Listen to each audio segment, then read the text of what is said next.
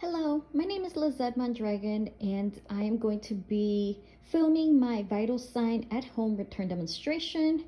I am showing my 360 environment scan before starting. All right, so here we go.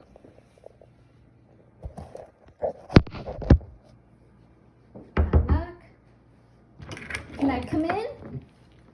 All right, great. My name is Lizette. I am the nurse that's going to be taking care of you today. Can I ask you, what is your name and date of birth? All right, great. So I am going to put my equipment down on my clean surface. I am going to do hand hygiene, and I'm also going to provide privacy.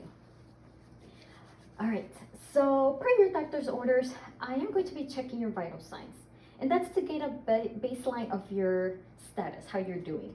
So I'm going to be taking your temperature, pulse, respirations, blood pressure, and oxygenation. All right, do you have any questions for me? No? Do I have your consent to proceed? Okay, so I do ask that you please refrain from speaking and that you breathe normally. All right, do you have any allergies? No? Do you smoke? No? Do you have a mastectomy? Do you have an AV fistula? Have you had anything hot or cold to eat or drink recently? And do you have any nail polish? No. All right, wonderful. So I am going to disinfect my equipment here. Get it ready for us.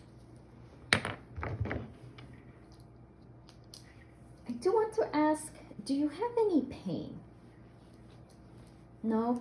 If you did have pain, I would ask, what is the onset of that pain, the location, the duration, the characteristics, okay, what makes it better, the aggravating factors, relieving factors, the time, and then the scale. But you said you don't have any pain, so that's great. Okay, so we are going to start with taking your temperature. So I am going to put this thermometer probe in your mouth, okay?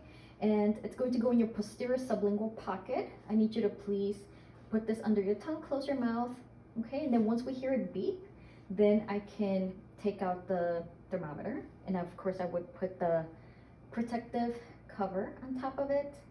Okay, here we go. Beep. All right, so take off the cover, throw it away.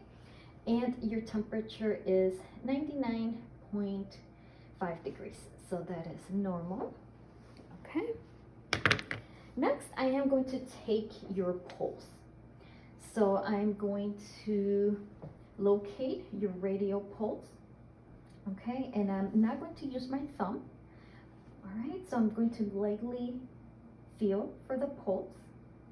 Okay, and I know that you have a regular pulse.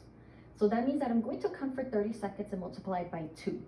If your pulse was irregular, then I would have to count for 1 full minute. Okay, so you do have a regular pulse. Okay, and I would check both your right and your left hand and note that they're equal and the strength is a +2. Okay, so that's normal. All right, and after 30 seconds, I have calculated your pulse. I multiply by 2 and you have 66 beats per minute. Okay, so that's a regular rate and rhythm. Wonderful. Next, I'm going to count your respirations. All right, and normally I don't tell my patients that I'm counting respirations, but for the purpose of this demo, I will let you know. And so I'm going to look at the chest wall movement. And I notice that the depth of your chest wall movement is regular. Okay, so I will count for 30 seconds and multiply by 2. If the breaths were irregular, then I would have to count for 1 full minute. All right, so I'm going to count those respirations for 30 minutes, and I'm noting that it's regular breathing, okay? So I have finished counting, and I counted 18 breaths per minute, right? Great. So let's move on then to our blood pressure. So I'm going to grab my blood pressure cuff here. And what I'm going to do is feel for the brachial pulse. Okay, once I feel the brachial pulse, I want to ensure that the patient's arm is at heart level. Okay, and I want to make sure that I wrap my blood pressure cuff snugly 1 inch above where I palpated that brachial pulse. Okay, so I'm wrapping up this blood pressure cuff here, and then I'm going to do the 2-step blood pressure method. So I have to make sure the cuff is 1 inch above the brachial pulse, that the cuff is nice and snug, the arm is at heart level, and the manometer, the little circle dial with the numbers, is at my eye level. All right, so the bowl, I will hold this in my dominant hand. With my non-dominant hand, I will feel for that brachial pulse, and I'm now going to close the valve, and I'm going to start inflating while simultaneously palpating for the brachial pulse. Okay, so I'm slowly inflating. When your brachial pulse disappears, I will note what number reading that occurred. Okay, so the brachial pulse disappeared, and I see that it disappeared at 100 millimeters of mercury. So now what I have to do is inflate 30 millimeters of mercury past when the brachial pulse disappeared. So I have to add 30 millimeters of mercury more. All right, so now I'm at 130 millimeters of mercury. I'm going to slowly deflate, okay, and note when the pulse reappears. So here we go, slowly deflating while I'm palpating your brachial pulse, and your brachial pulse reappeared at 100 millimeters of mercury. So wonderful. So I can open the valve all the way, let the air out. And so what I'm going to do now is I'm going to inflate to 130 millimeters of mercury per second, because I'm going to inflate to 30 millimeters of mercury past the point when your brachial pulse disappeared. Okay, I am going to put my stethoscope on. I'm going to put the diaphragm over your brachial pulse, and I'm going to hear, and the first sound that I hear is your systolic, and when I no longer hear a sound, that is the diastolic reading. Okay.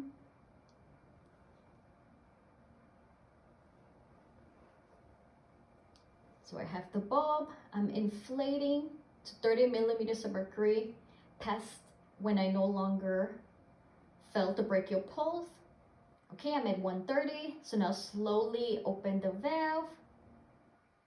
Okay, making sure that the needle is dropping, okay, at a rate of 2 to 3 millimeters of mercury per second.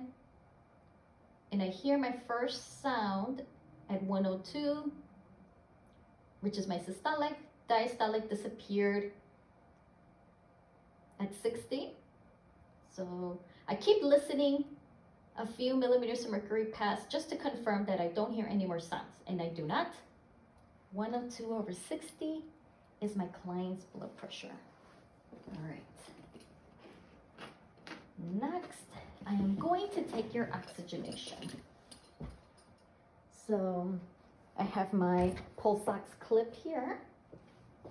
Okay, make sure that I feel your finger, that it's warm. I do cap refill, it's normal. I'm going to put the clip on your finger, and I wait for the reading to stabilize. Okay, the reading has stabilized, and you have 99% oxygenation on room air. Okay, wonderful. So I will document all of these findings. I made sure I communicated them with you. Do you have any questions for me? No? Okay, well, it was great taking care of you today. I make sure that your bed is at the lowest position. I make sure that your call light is within reach. I make sure that your the bed is locked. You have 3 side rows up. Okay. Do you need anything else?